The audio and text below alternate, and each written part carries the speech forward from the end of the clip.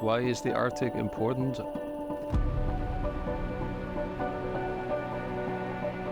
To me, I guess, because I live in the Arctic, I live in a nation which is probably one of the most affected when it comes to climate. We base our income on three principles. One is clean energy that we get from water in the ground.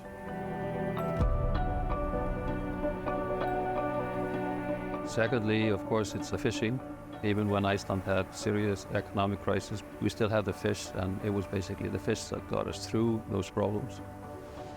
Thirdly, we now base a lot of our income on tourism. It's known that most of the tourists that come to Iceland come because of the environment.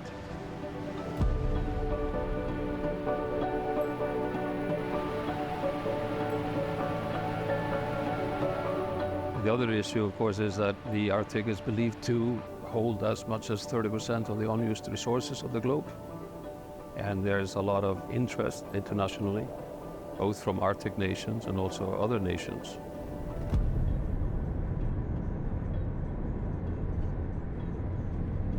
My name is Halldor Johansson. I'm born and raised in Iceland. I direct the Arctic Portal. Arctic Portal is an information gateway to Arctic information and data.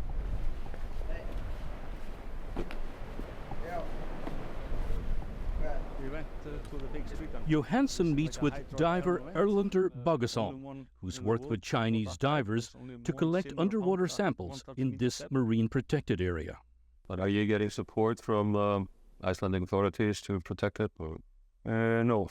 What's that? So almost everything is paid up from my pockets.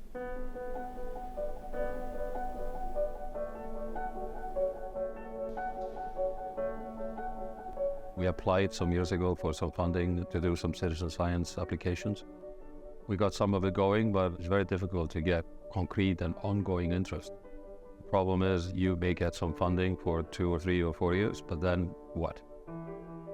So the only way to really make his life's work valuable and continue it is either form sort of a foundation around him or get international organizations and institutions to actually come in and continue the work.